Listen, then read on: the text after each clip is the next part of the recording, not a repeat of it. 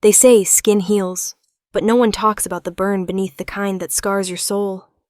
When people see me now, they stare at the pink traces that trail across my shoulder and back, but they don't know the story behind it. They don't know how 3 girls I once trusted cornered me in the locker room, cranked the water to boiling, and laughed as my skin turned red. They don't know how long I screamed before the world finally heard me. My name is Lily Tran. I'm 16 years old, and this is what they did to me. I wasn't always a target. In fact, I did everything to disappear. I kept my hoodie up, earphones, and eyes down, but being quiet doesn't make you invisible, it just makes you easy. It started with whispers. Then my locker got redecorated with sanitary pads and scribbles like boiled rat. I laughed it off because crying in front of them would only feed the fire. The girls behind it were what you'd call untouchable. Brianna the queen bee, Jessa her backup dancer, and Tori the muscle. They were popular, pretty cruel. I'd made the mistake of correcting Jessa's answer in bio class once. That was apparently all it took. Days passed, the teasing got worse. Milk in my locker, gum in my shoes, my gym clothes accidentally flushed. But I stayed silent because who would believe me over them? Then one day they changed tactics. Brianna approached me after PE with an unusually sweet smile.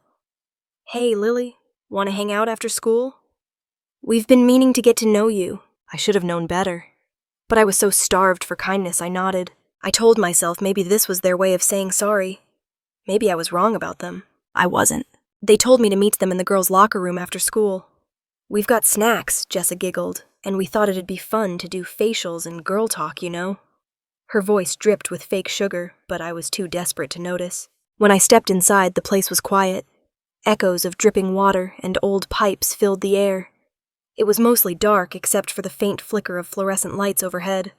I clutched my little bag of drugstore face masks and snacks, cheap offerings I'd bought with my own money, just in case they were serious. They were already waiting near the showers. Brianna leaned against the wall like she owned the room. Tori stood with arms crossed and Jessa was tapping her phone. "Cute bag," Brianna said, snorting. "You still use cartoons?" I gave a small laugh, hoping to deflect. "It's just what I had," Strip Tori said suddenly. My smile froze. "What?" She stepped forward. "We can't do facials in clothes, right? You don't want your shirt all wet, do you?" Jessa was already filming, pretending it was just for fun. I backed away. I don't think this is a good idea. Maybe I'll just... Before I could move, Tori grabbed my wrist. "Where you going, boiled rat?" That nickname. The one they started weeks ago. I knew now. This wasn't about bonding. This was a setup. Brianna rolled her eyes. "Ugh, just put her in already." I struggled, tried to pull away, but they were stronger. They dragged me into the shower area, my sneakers squeaking against the wet tile.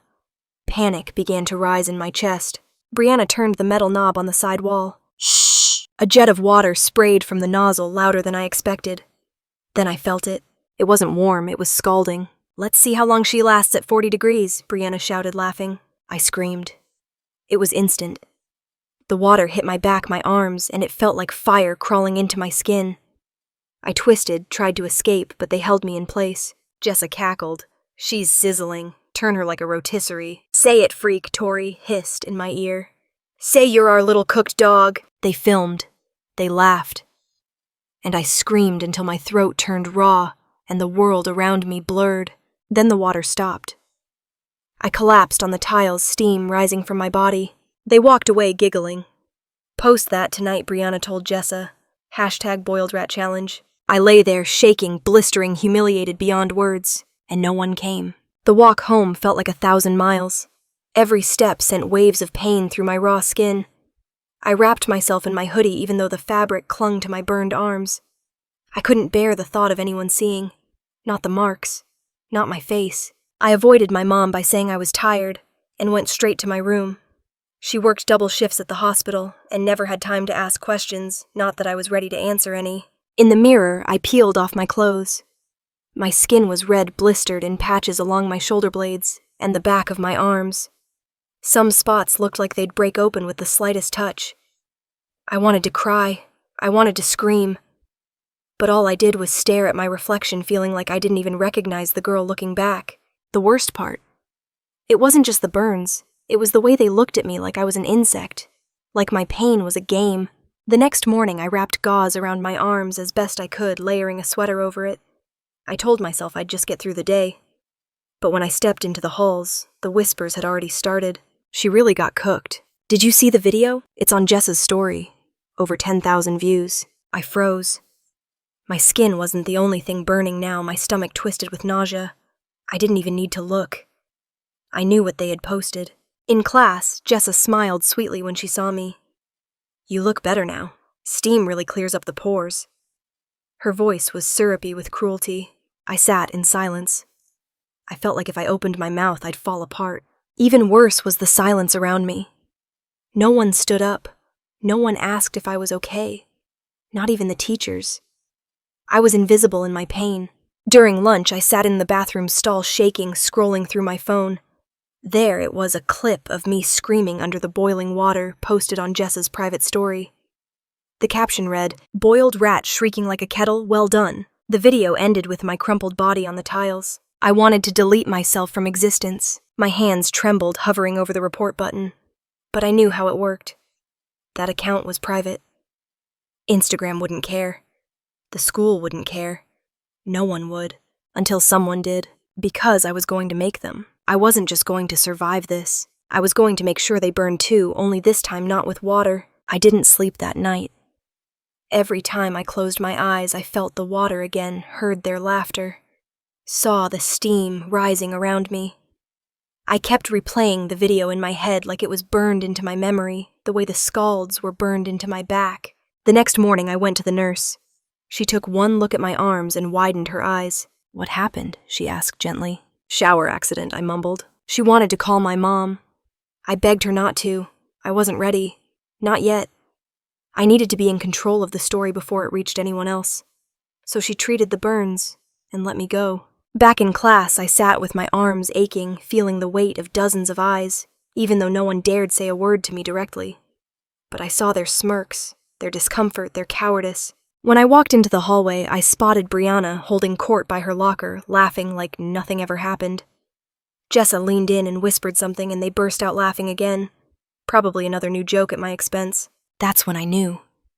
They weren't sorry. They weren't afraid, and they weren't finished. I decided I'd stop playing their silent victim. I didn't know how to take back my dignity yet, but I knew the first step was proof. Because if the video could humiliate me, it could just as easily destroy them. I waited outside the gym the next day, pretending to scroll through my phone. When Jessa came out, I followed her from a distance. She always bragged about her phone being unhackable, but I knew a back door.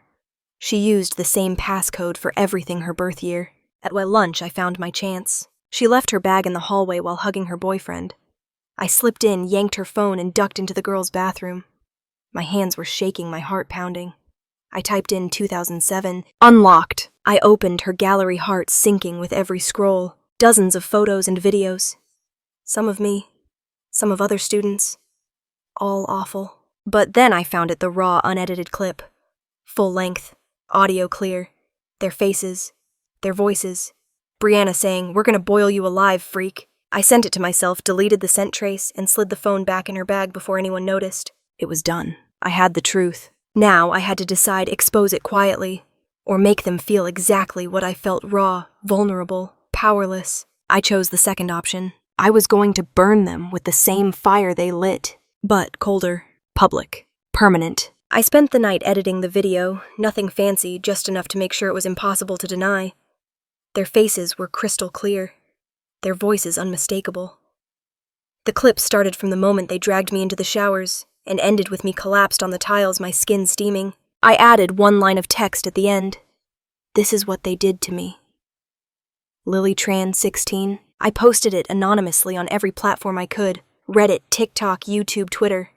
I didn't care about followers. I just wanted people to see, to feel. I tagged the school's location. I included the hashtags #BoiledAlive, #HighSchoolHorror, and Justice for Lily. I didn't expect it to blow up overnight, but it did. By morning, the video had hit 200,000 views. By lunch, it was on the front page of Reddit. Comments poured in, people were horrified, outraged, crying for justice. That's when everything exploded. Principal Rivera called an emergency assembly. Teachers scrambled to regain control, and Brianna... She walked in like usual, strutting through the halls until a group of students parted and stared at her like she was the monster she really was. I watched her smile falter for the first time in forever. In second period, the school board came in. By third period, Brianna, Jessa, and Tori were pulled from class. By lunch, their faces were everywhere. The local news picked it up. Reporters showed up at the school gates. Parents began calling. Protesters held signs that read, "Expel the abusers," outside the entrance. The school tried to do damage control. The principal released a statement calling it a deeply unfortunate incident and promising an internal investigation. But it was too late. The truth was out. I was sitting alone under the old tree behind the cafeteria when someone sat beside me. It was Ava, the girl who once laughed when Brianna dumped milk on my books. "I'm sorry," she said quietly. "I should have said something before. I was scared. But I'm not anymore." More people came over that week. Not all apologized, but some did. And every time I looked them in the eye and nodded. But forgiveness wasn't what I needed. I needed to heal, and that couldn't happen until they were gone. 3 days later, the school officially expelled Brianna, Jessa, and Tori. Their college recommendations were rescinded. The school board faced public scrutiny for ignoring past complaints, and me, I walked down those halls with my bandages showing.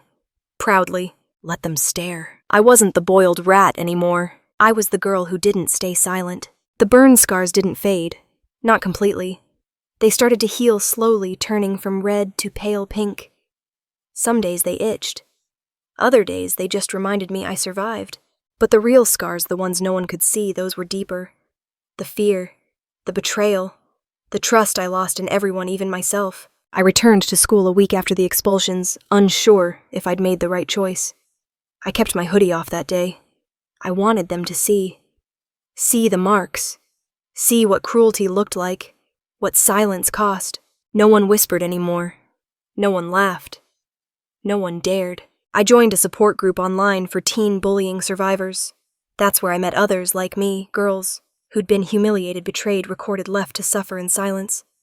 Their stories made mine feel both smaller and more urgent. I decided to turn the video into more than just a weapon. I made a second post, this time using my real name.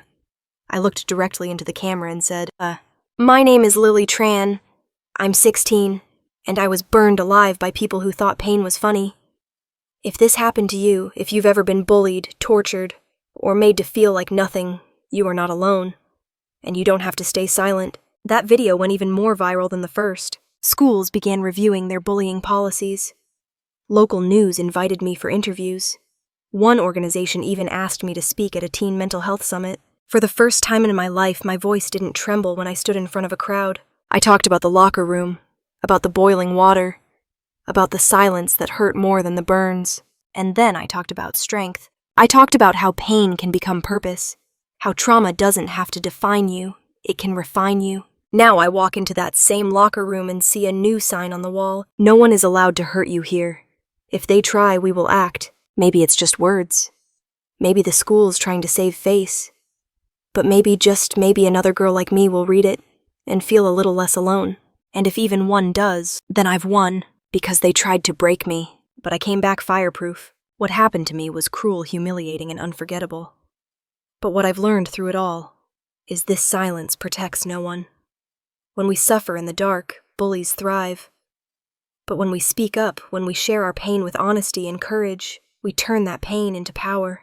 If you're reading this and you've ever been bullied, abused, or made to feel like you're nothing, you matter.